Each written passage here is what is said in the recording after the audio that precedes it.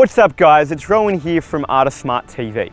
And with the new HSC English syllabus, there is a new type of assessment that is required for HSC English, and that's the reflection statement.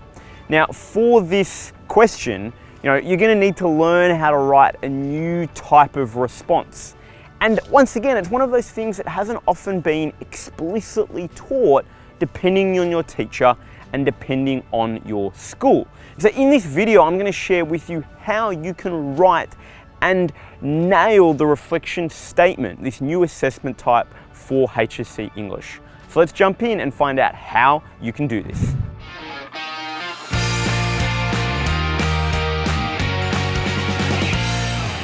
So what is a reflection statement? Well, ultimately it's a statement written by a student discussing their process for writing a particular response for an assessment. That's it. So you're basically writing about how you've written something else. Sounds amazing, doesn't it? But seriously, as an example, a question that you could be asked is you could be asked to write a response that takes a character from one of the texts that you have studied throughout year 12 and then, put them in a different situation. So for example, in a moment of tension, and then actually write a response. Now, that's not the reflection statement, that's the first thing that you need to write. The reflection statement is then a second part where you will be asked to write a statement where you justify your creative decisions. So in other words, you're writing a statement getting you to reflect upon why you did certain things in the original piece of writing that you made. Why did you do it? What inspired that? And how did you use other influences to write it? So ultimately, a reflection statement is writing about writing. So we've got to understand what you need to do here to really make it stand out. So ultimately, to write a great written reflection statement, you want to demonstrate two things to the marker. The first is a well thought out process for your composition. You need to be able to show that you haven't just randomly constructed stuff, but you've actually had a thought process about why you've done certain things and why you've made certain decisions for, creative outcomes.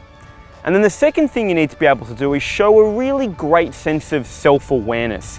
Self-awareness on what your strengths are, what your weaknesses are, areas for development, and what you might do differently if you were to write this again the next time.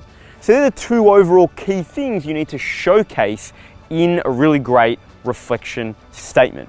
But let's find out actually how you can take these and actually structure something concrete. So how do you structure your reflection statement to maximize marks? Well, to be honest, you've got like an essay, an intro, a body, and a conclusion. Same structure as per normal, so make sure that you have that.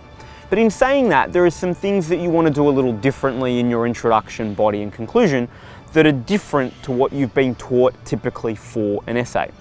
So for your introduction, you want to, number one, you want to introduce what you're going to be reflecting on, right? So you want to introduce the main points that you're going to highlight, that you're going to discuss about your reflection. So remember, the two key things that you need to do in a good reflection is to show that you have a clear plan for your composition and then have self-awareness about strengths, weaknesses, and areas for growth. So they could be two key things that you're showcasing in your introduction. You're highlighting your plan for how you thought about the text and the self-awareness. But to be honest, right, you could also be talking about key areas of the text, right? Key things that inspired you. So a common thing is that you could be looking at how you draw inspiration from a couple of other texts that you've studied. And so you might be referencing those texts in your introduction to showcase, look, I'm going to be looking at how I use text 1, 2, 3, and 4 to get inspiration to structure my own piece. So the point here is that you want to be really telling the marker what you're going to tell them in the body and showcasing the structure. Now, importantly, you want to have an argument here, so make sure that it's not just, here's what I did. There's actually a bit of a thesis in terms of, your own thesis that you had about what you believed would make a great piece of writing. So that's in your introduction. What about your body though?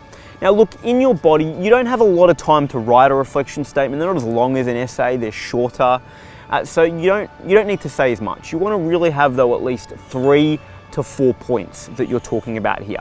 And for each point, ideally, you can use a really simple structure, and that is to identify what were your goals when you started off, how did you go? So looking at your writing, how do you think you went? And then third, what could you do better in the future? And what we could do better in the future is avoid these planes that are just killing us today. But my point being is you want to use that as a self-reflection for each of your points. Now, alternatively, you could just look at, as we said, each text that inspired you, or an element of a text that inspired you, and look at that as each of your points. But similarly, even when you're doing that, you can still use well, this was the element of text, here was my goal that I hoped to be able to do, here's how I think I went, here's what I could do better in the future. So you can integrate those two structures to really create a powerful body over 3 to 4 points. So the final part of writing your reflection statement is to include a conclusion. Of course, right? Now in this conclusion, you need to wrap up your main points. You need to review like a typical conclusion, what were the key inspirations or thought processes you had for writing your initial piece of writing. What ideas did you use from your other text? It's a simple summary. But something that you can do here to stand out more effectively is to also reflect on maybe what you would do differently in the future. Include that in your conclusion because it's going to show the marker that you're thinking about growth ongoing, and it's just going to highlight that greater depth of self-awareness. So there you have it, guys. They are the critical steps to writing an amazing reflection statement as part of this new HSC English syllabus. If you have any questions, leave a comment below. We'd love to help you. If you need any support with English in navigating the new syllabus, get in touch with us. We've got an incredible team of teachers, tutors and mentors across Sydney that can work with you one-to-one to support you to really develop both the new skills that you're going to need for this new syllabus, but also the text-specific focus and knowledge that you're going to need to excel. So we can come to you at home, one-on-one, or at our campus in Hornsby. So get in touch. Now, of course, finally, if you haven't already, hit the subscribe button. We do videos every single week, so I will see you next week.